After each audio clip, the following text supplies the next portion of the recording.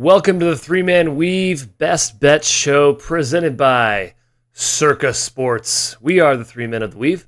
My name is Kai, as you can see by my name tag below my little box. That's Jim putting on the Circa Sports hat. A brand man, a company man is Jim Root. And Matthew Cox is here as well in front of his pennants. You can see Hawaii and Indiana on screen. Mississippi Valley State is peeking out, and Duke is up there as well. Matthew, start with you. Little takeaways from yesterday. We're in conference championship week. It's wonderful. What do you got? St. Mary's just kind of shut us all up. All we did was wax poetic about Gonzaga, and then they just did their typical St. Mary's precision attack, pick and roll, back cuts, divers, the whole 9 yards. And then to see them own the glass like they did, not that surprising, but maybe somewhat surprising given how good Gonzaga's been on the boards recently, Jim. Very impressive. Again, it does not mean anything in the grand scheme. Both teams will be in our lovely bracket. And I think maybe second weekend. No, St. Mary's won't go second weekend. There it is. I'll just say it. I'm ruling it out. It was shocking to see him own the glass. I did not like how long Few sat EK with 4 fouls while Saxon ran around with 4 fouls and made play after play. That drove me bananas. These dogs don't go away, Kai. Stony Brook just hanging around, hanging around. I think we can maybe throw out the fatigue narrative in conference tournaments. I just don't think it all matters all that much. I mean, we'll get to some games today where it'll at least get brought up. But man, they just kept making shots. No dog's going to roll over. That James Madison title game was the exception. Of course, I say that as somebody who wrote up McNeese State for the Action Network today, but I think that's an exception. So yeah, we'll move on. Yeah, going to apologize at the forefront here for forgetting to put McNeese Nichols on the rundown. Frankly, I forgot that was a title game. The spread is so high that it was like, wow, okay, that just slipped my mind. Southland, we apologize. We will talk about your title game, of course. Yeah, Jim, I'm glad we got Charleston in the tournament. Go away, Stony Brook. No offense to Stony Brook. I don't want them in the tournament. I want Charleston. They're a fun team that can pull an upset, so good for them. Glad we got Oakland. Greg Campy, congratulations. First bid since 2011. He's been there 40 years. That's insane. He doesn't really even look like that old. He doesn't look like 40 years type of coach old. Looks youthful. Did you see the quotes about Townsend? And like Townsend had 38 and 15 or whatever yesterday. He's like dominated. I held Townsend when he was a 3-year-old. His dad played for me. I've known that kid since he was like coming up through camps. Like I thought that was a pretty cool story that like now he gets him back to the dance, a guy he's known forever and coached his father. Like that was really cool. Easy team to root for. It is. Question. Easy team to root for. And Merrimack, damn it. Come on, Merrimack. You blew your chance. I hate it. Congrats to Wagner, whatever. You're a 16 plan. South Dakota State, they look like their old selves. The Jack Bunnies. I'm not saying I'm going to be tempted to bet them again against the spread in the tournament. That's always gone well. Quit them. That's always gone well. Okay, enough of that. Let's get into actual game talk here for today. We're going to start off with the Big Sky championship game. Montana State, Montana. I hate both these teams, Jim. I didn't want either of these teams to come out of the Big Sky, but here we are. Montana's laying 6. Who you got? Yeah, I don't like them either. I don't like that this is the matchup, but I will say objectively, they have been fun to watch. Like the offenses have been really impressive. Like all the back cutting that Montana does with Moody. Both teams have a ton of shooting.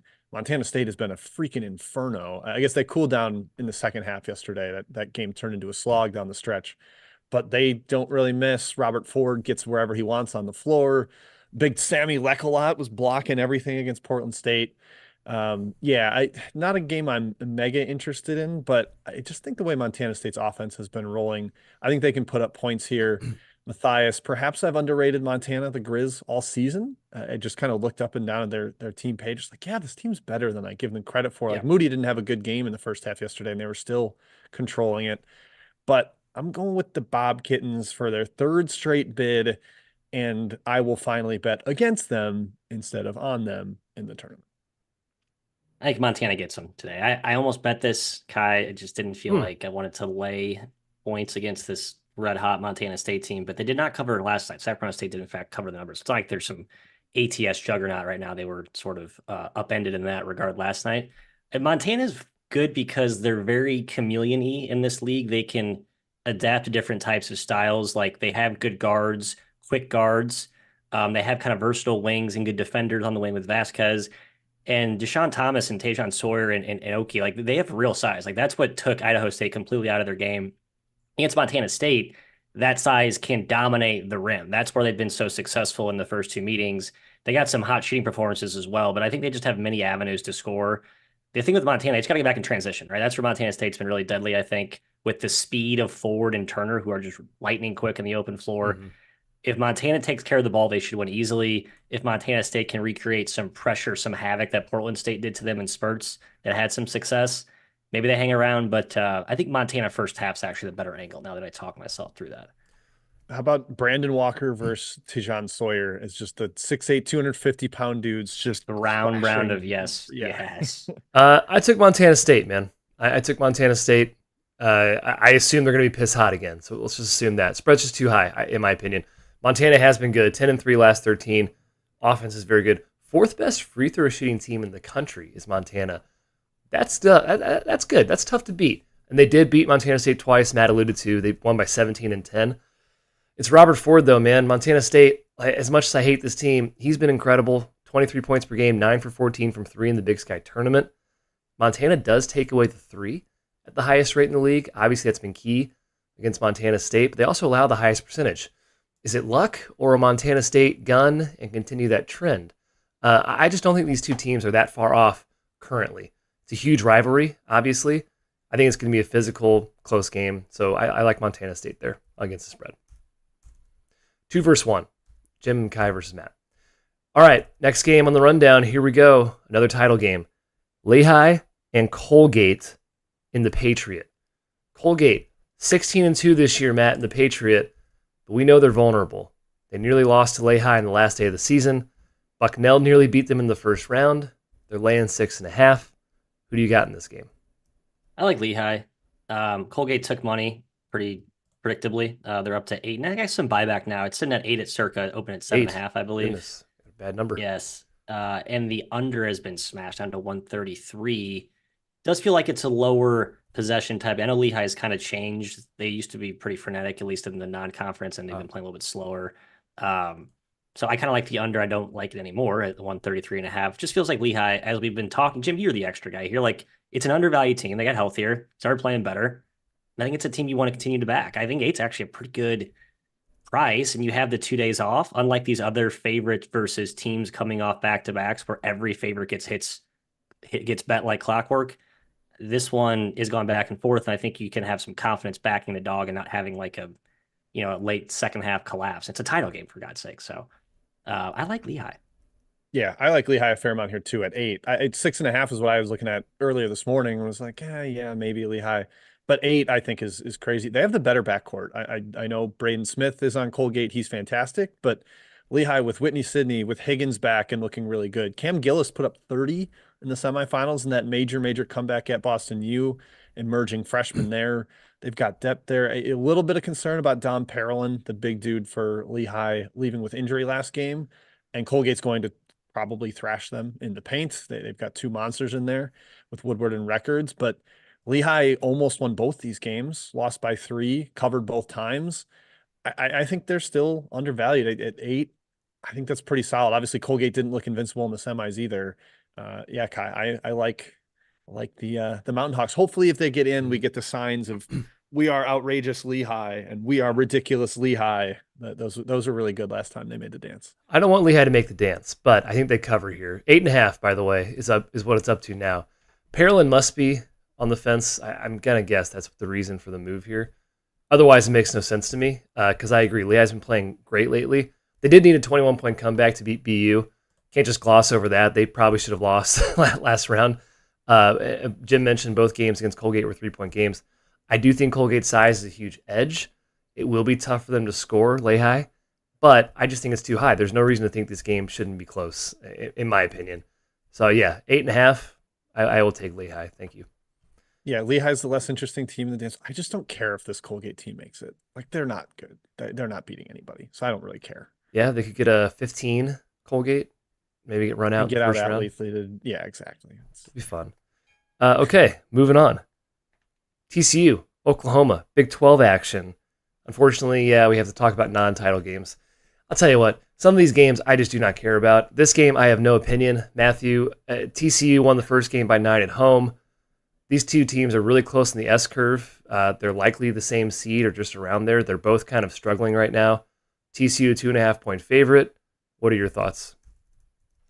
Yeah, I don't trust either team really right now. I kind of lean toward OU a little bit here. At least I got healthier last game. McCollum was back. I don't know what the update is on Hughley. I apologize. Poor show prep by me. But I guess TCU did get Ude, UDEH back up Uday. front. Very critical rim protector. They could not stop a nosebleed inside for 2 weeks without him. Not sure he all of a sudden magically solves it, but he was a big part of why they were actually good defending the rim for a while there. I like the under. Just it feels like an under type game. Oklahoma's going to probably control the pace, but man, I feel like every time I've been OU and TCU unders, they go over because the offensive efficiency skews high and the defensive efficiency is just not what you expect from both coaches and both program standards. All that aside, Jim, I did take the under small, so nothing profound in this game for me. Yeah, per John Rothstein and the chat, Soares and Hughley both out today for And so OU. is too. Okay. My notes that I wrote for this are pretty much exactly what you guys said. These two teams are playing poorly right now. I have no confidence in either. The next bullet point, biggest coin flip. I have no idea. Kind of like under, but I don't know. So, hey, sort of echoing what you're saying. I do think it should slow down TCU's transition attack, not as deadly in the postseason and against a Moser team. It seems like it's going to be hard for them to get the pace going. The concern is efficiency, and do teams score at the rim now with Hughley out? But yeah, definitely leaning the under. If you want to take points in a game, I think is a true coin flip, and you want to go with Oklahoma, fine. Yeah. But I have no confidence on the side of this game. That's where I landed, Jim. It was, I would take either team in this game as a dog, or at least lean that way. So I lean towards Oklahoma. Yeah, I know Hughley's out. I don't care that much, to be honest. So Soares matters a little. Like the games he missed, or the game he missed, they were bad against KU. But OU's a system team, man. They're interchangeable parts. Moser's a system coach. Yeah, I think they can hang around without those guys. Not saying they will, but I think they can. Okay, let's stick around in the Big 12. Eye-raising spread here, Jim. Cincinnati is favored against Kansas, -2.5. Of course, we know the reason why. Hunter Dickinson and Kevin McCullough out for Kansas. Nobody knows how to price this, right? This game right now, 6 points off KenPom. Could be right. 6 points could be the right answer, but I don't think we really know. What are your thoughts here? yeah, Cincinnati taking a little money on the opener too. Just seems like Kansas wants to get to the NCAA tournament. I'm not sure why they want to be here, expending energy with their three best dudes, or the three guys they have right now. Furphy, Harris, and Adams will play like 40 minutes if they actually want to win. And I think that's a bad idea for them. I think Self's smart enough to not overly stress those guys. Let Timberlake and Elmarco have some reps, see what happens. That's why I think Cincinnati is the favorite. And there is some interesting, like pointed out to you guys, Caesars has Kansas 16-1 to win the tournament and Cincinnati 40-1, but Cincinnati is favored against Kansas and those guys aren't coming back. So I don't really understand that. If you want to take advantage of that pricing, 175-1 still alive thanks to the Cincy comeback yesterday. Cincy actually punked them on the glass at Fog Allen, 40-29, dominated them inside, just couldn't shoot. Matt, I'm worried about a regressive shooting performance from Cincinnati because Day Thomas, who is not a good shooter, made 7 threes yesterday. Lukosius was knocking down everything. Could see that come back. My good pal, Cincinnati fan David Clark, calls them the Cincinnati bricklayers. Potentially they show up again here today. I still like Cincy, though. I just don't think Kansas is all that interested in having another game at this tournament, and Cincy has a lot to play for. Yeah, I agree with all that. I'll just add Victor Locken was going to maybe play yesterday, then ended up not playing. I know he's on the cusp of returning. To your point about dominating the paint, I think he's a key part of that. But he's been out the last 3 games, and they still have other bodies to bang. I don't think Bandego is all the way healthy either. And then finally, CJ Frederick, I believe, is out again today. They feel like he's going to come back soon. He hasn't really been a major dude all season. I just was kind of hoping he'd be like this, elite shot maker that could really open up that offense. But my guy Simas Lukosius has sort of been that. I don't know if relying on that as Cincinnati's best offense long term, Kai, is it sustainable? But I don't know. Conference tournaments, we've seen hot hands ride teams to, quarters, semis, and finals runs. Mm-hmm. I like Cincy today. I just can't in good faith suggest laying a field goal against Kansas when it's really I mean, God, they were down 15 to West Virginia yesterday. It's not like they Yeah. were wire to wire dominating that team. I think West Virginia was like 8 for 12 from three. That's the only caveat I'd throw in Okay. there. Okay. Yeah, not to go super contrarian here. I'll say this: KU can still win this game. They still have plenty of talent. Dwan Harris, I've seen multiple times. He can step up and carry more load offensively, and I expect him to. He can score 25 points. He's the type of guy that does not shoot and does not look to score, and he absolutely can. KJ Adams is a beast. To Jim's point, does Self want to play these guys 40 minutes? I don't know. Maybe. Johnny Furphy, of course, we know has come on. Yeah, Matt mentioned lock-in. That's a key piece in this game, especially we know Dickinson, take advantage of the glass even more. Will KU be able to protect the glass without Dickinson? I don't know. I wouldn't be like sprinting to the book to bet on Cincy, in my opinion, at -3. I think Kansas can hang, but I'm staying clearly away with the injury issues. Yep.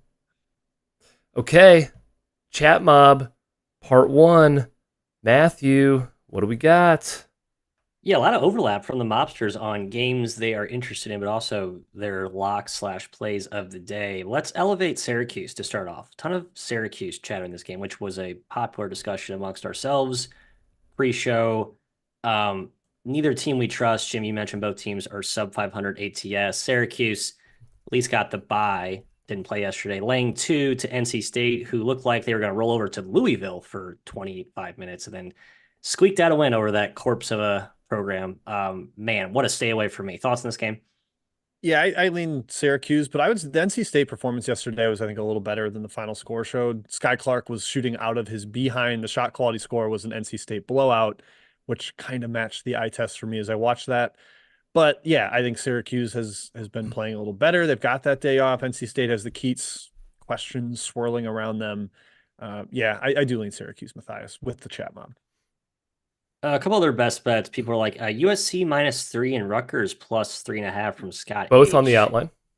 Yep, I like both those. Scott, we'll get to those at the end. I think I might be aligned with you 2v2 on the best bets there. Matty Akers, Kansas State versus Texas. Not on the outline, I don't believe. Another one of these like who really cares type games. Gut tells me Texas wins this. I'm just not a K-State believer, Kai. -4.5. Some money on the under down to 141 at Circa. I think it's a little high. It's hitting 5 now. A little high for me. Kansas State's not at the Octagon of Doom though, so that's obviously the key. They're much better at home, as we know. Yeah, I think I'm just like regurgitating the same handicap I had when we talked about this game on Saturday, but now it's actually not at the Octagon, so I feel better about it. Jim, Florida State versus Virginia Tech. Gut told me the Noles had some value at +4 as it sits at currently at Circa, but then I remember that these players care. I don't know, so didn't bet. I mean, I think they care. I'm not going to like completely throw them to the woods there, but Virginia Tech, I think they can out execute Florida State. This isn't an FSU team that fully overwhelms you with athletes and length like the typical Leonard Hamilton teams. That's why they've been sort of lacking down the stretch. Not awesome wins. Great. You beat Miami, Florida shorthanded, who clearly just had nothing in the tank at the end of the year. I kind of like Virginia Tech, Matt. Not really in the bubble picture, but we've seen them go on runs in this tournament before under Mike Young. I like the Hokies. The Zangmeister asking about UCF and BYU. He believes UCF can beat BYU. I believe you as well, Mr. Zhang. I, however, do not think they're a good bet. I think BYU is the better bet. As we've seen, another one of these favorites catching a team off a back-to-back. They're taking money like clockwork. Kai, do you have any opinion on the Storm and Mormons laying 6 to the Knights? Only a bit of a gut to UCF on the number. At 6, I think they're a really tough team in the tournament. BYU, great team, obviously. I think UCF can hang around. Jim, same angle. Fairfield -5, up from 3.5 on the open, laying 5 to Iona. Who'd have thought in a world where Fairfield would be favored by 5 points on a neutral site against Iona? That's what the Gales are. They're not very good. Probably should have lost yesterday. Almost blew that game late. I like Fairfield. I hate to say it, I do. Yeah, I bet -4. I will make -5 one of my best bets. I just think they're better. They have the best backcourt in the league. They got Yetna kind of reinforcing the interior defense a little bit there. And yeah, I just think Iona is not good. They got thrashed once by Manhattan and really almost lost to them yesterday, despite Clayton not playing for Manhattan. So I am not a fan of that team right now. The vibes around them, Fairfield for me as well. Yeah, best bet -5. Love it. Kai, Abilene, SFA. I looked historically at this the matchup between these two. This is Whack Vegas, 10:30 local tip. So you'll probably be asleep Oh yeah, by the obviously. halftime for this one. I might be as well, by the way. -3.5, Stephen F. Austin. They're playing better. Got Kajust Yeah. back. They're a different team with him. I like them today. 3.5 seems short. Yeah, I'm not sure it's short, but I think I like Stephen F. Austin to win. I was just gonna look up. I had the stats. I did the whack preview with Stucky, but I think the first game between these two teams there was like 39 turnovers, or like maybe even 51. These two are A always crazy amount of completely turnovers. crazy. Yes, every matchup I looked at last 2 years, same thing. Like It's the same story. it's gonna be if you're watching this game, man. Good luck. I honestly just like I don't know, make it a drinking game. Drink every time a turnover. You're gonna be absolutely blacked out. I lean towards SFA. I think there's a 4,000 free throws in that game. And free throws. Free throws and turnovers. Curious what Zebras got this game, but they better get the whistle wettened. Jim, Jason C. asking about St. Joe's. George Mason tipping very shortly here. We saw this game yesterday in the same morning spot be an absolute lock to the under. Well, overtime almost ruined that. But St. Joe's Mason, Jim, just got word from Majeski, if I check my Twitter feed, that Keyshawn Hall is warming up. Best player may play today. What's the story there with his drama? I don't understand the deal with Keyshawn Hall. I read some stuff, rumors online, nothing confirmed, that like he is already like working on NIL packages in the transfer portal. So like, is he actually helpful for them chemistry wise? They just smashed a disinterested Rhode Island team last week. So I'm not sure what's going on with him, but I still trust a better coach there. I like Tony Skinn. I like George Mason. St. Joe's. They have the talent, but they're super, super high variance with the amount of threes they take and allow. I'm going to go with G Mason, better defense and better coach. Last one, Kai, Wichita State in the American Conference Tournament, first round at Dickies Arena in Frat Worth, as the cool kids used to call it back in the day. I like Wichita. That's my 2 cents. 2.5, short favorite over Rice, who I don't trust and always dies in key moments. Your thoughts? Yeah, that's the way I lean. I was pretty back and forth in this one, but I lean towards Wichita, Matt. Good. And we'll get to the other one there with UTSA Temple. I assume in round 2. I like UTSA. That's my teaser. Kai, you. Great teaser. Just saw a little Rice money come in, and I was like, good luck to him. Good luck to anybody betting Rice. All right, let's go back to the rundown, fellas. Please hit the like button if you would, and the subscribe button as well. We're almost to 2,000 subscribers. It would be really cool if we could get that by the end of the year. I don't know, just for our ego boost or something. I don't know, maybe some future revenues. I don't know. Let's just try it out, see how it fits, that sort of thing. Big East, Xavier, Butler, opening round of this tournament. Toss-up city is what I'm going to say for this one, Matt, and the spread agrees. Xavier, a very, very short favorite, less than 2 points. Butler just won at home by 6, but Xavier beat them by 14 in Cincy. Matt, thoughts? I like Butler. I do. I know both teams are sort of in the non-trustworthy part of the ledger here, but Butler, I trust Butler outside of their home gymnasium more than I do Xavier, which I don't believe the data even backs it up this year, but I think the splits are pretty strong for both. They won at Creighton and Marquette. Like, they certainly can win. It supports Butler. They've actually not been great at Hinkle this year. That's right. Down the stretch, you're bad at home. So even more momentum in my favor there. Yeah, and Xavier, again, what they did at home against Houston, some really big efforts, but then on the road, they look like the young, brittle, injured team that we thought they'd be that was just being propped up by Sean Miller. Gut likes Butler. That's it for me. Jim? Yeah, same. No, I had Butler in that finale, and they controlled that game. They were up like 10-15 for some of it. Then it got down close a little bit late, but they still won, covered. Shout out to Dave in the chat. The Sucketeers, as Cincinnati fans call Xavier. Musketeers looking to avoid their first losing season since 95-96. Wow. It's been brutal for them with the lack of a front court due to injuries. Yeah. Oh, no, I'm not like putting that on Miller or anything. He's still a terrific coach, but I just think Butler's got a little bit more to them right now, can control the paint with Thomas and with Screen, and they've got some more shooters. Just close out on Quincy Oliveri. That's my request, Butler. Yeah, and I think Butler's wing size is really what's tough for Xavier. Telfort, Brooks, big problems in my opinion. Butler can control the glass as well in this game, or at least compete with Xavier. My question is, will Posh Alexander turn into bad Posh Alexander and cost Butler the game? There's always a possibility. But I do like the wing matchups. They can handle Claude. Oliveri is smaller. I like Davis as a game breaker for Butler. I think he's fantastic. I wish he would kind of control the ball a little bit more. Yeah, lean towards Butler with me as well, fellas. Okay, ACC action. The red hot Notre Dame Irish, that's what they were yesterday. Man, scorching the nets. They're playing Wake Forest. And Jim, this is it. We keep saying this, but this is really it, Wake. If you lose this game, you're out of the tournament. I've said it like 3 games in a row. Then they beat Clemson and they kind of got back in, like right on the border. Your thoughts on this game? Wake's laying like 8.5 points. Yeah, Notre Dame's red hot in more ways than one. They've covered 6 of the last 7. A young team that really seems to be crescendoing under the masterful coaching of Micah Shrewsbury on the sideline.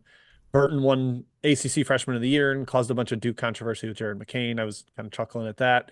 But he looked great yesterday. He was fantastic, even though they attacked him a little bit defensively. Braden Shrewsbury did not miss. The bigs were rock solid. I just don't trust Wake away from Winston-Salem, Matt. They are 4-10 against the spread outside of Winston-Salem. Their only wins, neutral court against Towson, at BC, at Georgia Tech. That is not warm and fuzzies. Notre Dame just kind of took them completely out of their game in South Bend very recently here in a must win for Wake Forest. I'm not optimistic about Wake Forest like blowing the doors off them. I think Notre Dame junks it up, hangs around with a very good game plan here. Yeah, I still trust Forbes. I know we don't trust him away from home, but I still trust Forbes in this spot. Back against the wall, he'll make the proper adjustments. Seeing Shrewsbury action one time in person, I think, is a huge advantage. I think seeing it a second time will work in the favor of the more talented team, which Wake undoubtedly is. Just trusting the spot. I did lay it with Wake.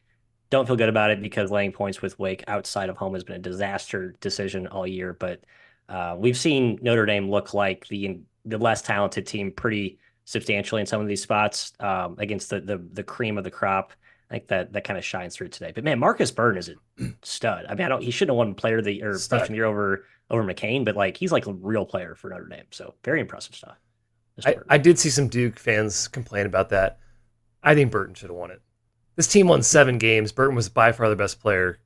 He leads the entire league in usage and is second in assist rate. Yeah. He has been given an insane burden for a team with very little talent. McCain was 4th, 5th option, 3rd, whatever option he was. He wasn't higher than that. Okay, even if he was 2, it's still Burton carrying the team. It's Flip and Proctor and everybody else. I would argue the Shrewsbury effect is why he could have probably won Coach of the Year in the league, or should have been. Yeah, sure. Yeah, tough to give a coach of the year 7 wins, but I agree. I think he did the best job. I would agree with that. I like Notre Dame a lot in this game. A lot. I think they cover here. Wake Forest obviously lost to Notre Dame on the 27th. I think Burton's for real as well. This team's clearly coming together. Wake is obviously the better team. They're better on both ends.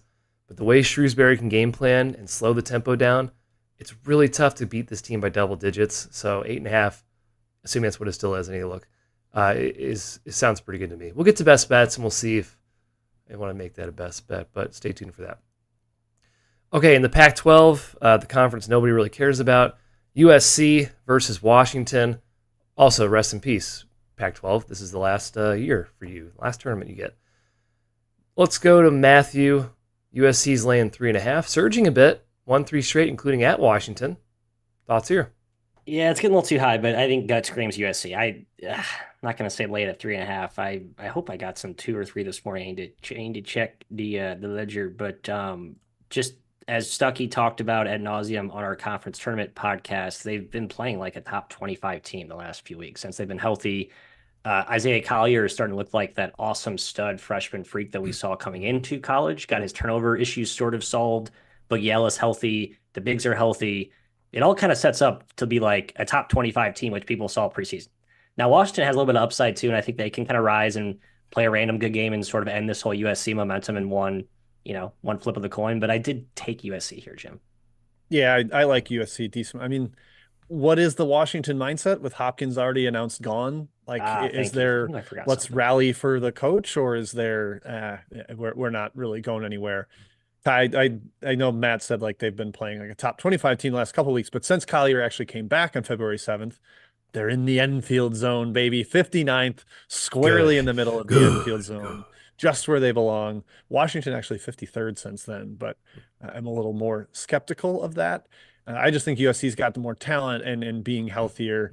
And it's not like I'm nervous to lay it against a genius coach. I don't know what the coaching situation is in Washington. So Yeah, definite USC lean for me. Yeah, can they stop Collier? He went for 31 last game against Washington. Pretty good player, Collier. Turns out, yeah, the number one freshman's pretty good. Uh, yeah, USC, what they need to do is not gamble on the perimeter. Like they force turnovers, but they gamble a bit too much. They are horrible defending the three. Washington hit 13 threes against them last game. They can shoot. USC dead last in three-point percentage defense, 11th in three-point attempt rate allowed. I believe it. Theoretically, USC has good options to throw on Keon Brooks. They have great size pretty much everywhere. I do lean their way. I'm not sure I can take 3.5, but it's a lean for me on USC there. It makes no sense that they have the front court that they do, the shot blocking they do, the interior defense. Like, run people off the line. Like, Yeah, stop letting them take threes. What are you doing? I don't get it. And I don't get it. Anyways, we move on to the Big Ten, our final game in the rundown before some more chat mob questions and best bets. Matthew, let's go Jim first, actually, on this one. Sorry, Matt. Rutgers, Yep. Maryland.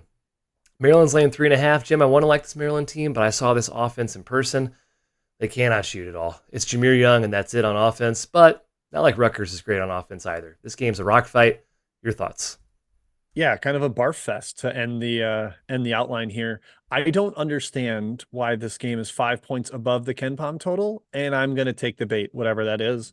I'm taking the under as a best bet, 125 right now at Circa. You might be able to find 125.5 out there. But there's like rumors that half of Maryland's roster is going to enter the portal the second the season ends. Willard sort of lost those guys. Julian Reese, even one of the guys that might enter the portal, despite being somebody that plays. I don't know if he's back. I think he's probably going to play in this one. But yeah, man, I don't know what to do with the side. Rutgers has been pretty terrible down the stretch too. In fact, like getting blown out at the rack, even like not even a home court advantage anymore. So nothing for me on the side, but I am taking the under in that NBA arena, 5 points above the total. Sure, under 125, best bet.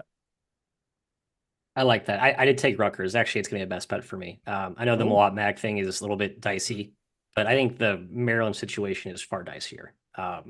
I'm still believing in the version of Rutgers we saw for 2.5 games when Jeremiah Williams got greenlit, looked really good, beat Wisconsin handily, won at Maryland, team they're playing today, and then they beat Northwestern, won by 3, should have won by more probably. Like I think that version still exists in this team. A kind of a reset spot here. Start a conference tournament and a team that I believe is still invested in the season, unlike all the stuff we've heard from Maryland. So I'll take the team that cares more as a dog with probably the better coach. That's kind of my handicap in a nutshell. I would say I'm going to take away your probably. I'm going to go definitely better coach. Okay. Boom. I like it. No offense to Kevin Willard. I think Steve Peichel's fantastic. To Jim's point, both games during the season here, 109 points in both. The first game was 69 possessions, a bit up tempo. Second game, 61 possessions. And that was the most recent. I don't see how this isn't a rock fight. No Mag hurts, obviously. I don't think he's going to play. Best two defenses in the league. Maryland's slightly better on offense, but again, the turmoil, we've talked about it a little bit. I lean towards Rutgers in the number. I don't really want to lay points with either team. That's my 2 cents on the Big Ten. Yeah, so now you mentioned it, I didn't realize that Rutgers they've lost their last They've been bad. 6 really of bad. 7 games by 10 plus in all of them. I knew they'd been bad. I didn't realize they'd been that bad. Screw it. It's still a best bet for me. Maryland's toast. Okay, let's go to Chat Mob Part 2. Again, please hit the like button, subscribe. And Matt, what do you got for us? Oh, Zhang at the buzzer with a UC. Let's go to Zhang's question first. UC Santa Babs, as Kai so lovingly calls them. We talked about how the Gauchos, after their disaster, nightmare, horrible season, is tonight the refresh, walk into a new world and play better as the team you're supposed to play like all year. Mr. McKean, I'll go to you first, but know that Ajay Mitchell is not fully healthy. Northridge laying 4. I don't really know if I want to lay 4. Spin that up. I want to keep trusting this team, but I've been hurt a million times this season. I think they win. I don't feel good about laying 4. Obviously, AJ Mitchell is quite important for this team. They still have a lot of talent. I don't think they're going to win the title in Big West. I thought about getting cute and taking a future. I don't think there's any way they do it, Jim. No, I like Northridge. Keep moving through the chat. Jimmy, Mountain West, give you 2 quick rapid fire ones. Fresno, Wyoming, and New Mexico Air Force. Wyoming is up to 6.5 over Fresno, a team that is likely parting ways with its head coach. And then New Mexico laying 14.5 to Air Force, a team that could possibly leave them out of the field for beating them at home. Yeah, sort of like the favorite in the first one, Wyoming. I think a team that's been better-ish with Walters, whereas Fresno is kind of just like a mash unit. Don't really know who's left there. And like you said, the coaching question swirling, not really encouraging for me. The other one, I like the dog. I think Air Force frustrated New Mexico with some of the execution and that, the defenses that Joe Scott can throw out there take away some of the dribble drive penetration. Jamal Mashburn is playing. I don't know if I love that, even though I like him as a player. I don't like the fit with the other guards on this team. So yeah, Wyoming -6.5 and Air Force plus 14.5 are my leans. I did not bet either game. Man, I don't have a take in this one either. Sorry, Kai. Louisiana Tech laying 9 to Middle Tennessee. It opened 10.5, sitting at 9 at C's up Circa currently. I know we're still kind of pissed at Louisiana Tech for ruining our conference future. We did hedge partially. Thank you, Sam Houston. However, do you like them today laying number? I do not.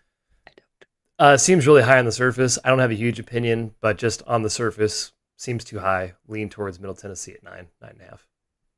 I kind of like the under. The last game between these two, it was just on Saturday, got real loosey-goosey, but I don't think that'll happen again. Jim from Gray, Utah Valley laying 5 to Cal Baptist, who has been disastrous without point guard Dom Daniels. I believe he is out today again. Utah Valley's been kind of good. I like Utah Valley. Why am I not betting this? Your thoughts? Yeah, that's kind of where I landed. I was just like, this Cal Baptist team without Daniels. I watched them early in the year and was like, boy, if they ever lose Daniels, they're going to suck. And then they lost Daniels and they sucked. And I think they continue to do that. Utah Valley much more competent at this stage. Rick Roy's a really good coach for Cal Baptist, but he's just got nothing left. Yeah, no guard talent whatsoever. Kai, Cody K, Arkansas, Vandy. Weird handicap here. Another one of those who really cares. Like literally who in this game cares. I kind of like Arkansas minus. No, I don't. I don't like either team. Arkansas -6, do you take? Well, I think both teams care. I think Arkansas definitely cares. I think they probably think they can make a run in the SEC tournament here and win it. Vanderbilt clearly fighting for their season still. I have no take on the side, though. I think Arkansas is going to win. 6 points. No thanks. Jim, do you have a take at the boardwalk of the Metro Athletic, the MAC Madness stupid format where they have to wait till the women to play and then every game gets delayed by 2 hours and games don't finish till 2 a.m. local time? All that aside, Quinnipiac plays Canisius, who looked really good yesterday despite rumors or confirmations that their head coach is not returning next year. Reggie Weatherspoon did not matter at all yesterday. I think Quinnipiac gets him today, though. Do you want to lay 6 to do it, though? I kind of like Quinnipiac at 6. 2 starters still out for Canisius. Wheatendall, sorry about that pronunciation, and Gadsden. No chance. I think those guys matter. And I think Pecora has kind of rallied the troops, circled the wagons. He's gotten a lot of good press this week as being one of the really good guys in coaching and has done well. So I kind of like Quinnipiac there with the in the spot, I guess, and the injuries on the Canisius side. Yeah, great year for interim head coaches in the MAAC for sure. Hi, Eric B. Fordham +9 against VCU. Fordham won an ugly, disgusting game yesterday morning. They get the Rams today, 133.5. The Rams made a little bit of run last year in the A10 tourney. Do they make some noise here again today? Yeah, some hot Ram on Ram action. Oh man, a lot of horns in this one. Morning Ram action. Okay, Manscaped. 9.5 seems a little high. I cannot believe Fordham came back and won. Davidson's totally gutless. All 3 of those A10 teams, including SLU, are gutless, blowing huge leads. There's a reason they finished bottom 5 in the conference. I lean slightly towards Fordham at that number, but I think VCU pops them. Also, thank you, Terry Teo, in the chat for our first donation via YouTube. Oh, wow. I didn't know that really appreciate that. I didn't know that was a feature. We recently turned it on a couple days ago. I didn't want to say anything, but thank you, Terry Teo. Very nice of you. Oh, thanks, Pat. Oh, and Pat, look at it. And here comes the money. Thank you, fellas. Winners only. Mostly winners on our leans, not our best bets, as our tracker probably speaks for itself, ominously. Scotty Washington for Cal Baptist hurting. If he's out along with Dom Daniels, I'm going to go ahead and order, as the cool professionals say, I'm going to order Utah Valley right now. I think that's going to be a lock. I don't know who the hell's scoring for that Cal Baptist team. Thank you, Terry, for the tip and the tip. Kai, it's time for best. Oh wait, there's a couple questions. The horn. We didn't even talk McNeese yet. I'm with Kai. I don't really want to talk about it. I think McNeese wins by a million. We should courtesy talk about it. Courtesy talk. Okay, 16.5. market seem to think it's a blowout and then some, and they bet the under as they do every championship game. Jim, your take on the extra board? Yeah, I mean, I could have told you as soon as the Nichols game went to overtime yesterday that McNeese would take money today.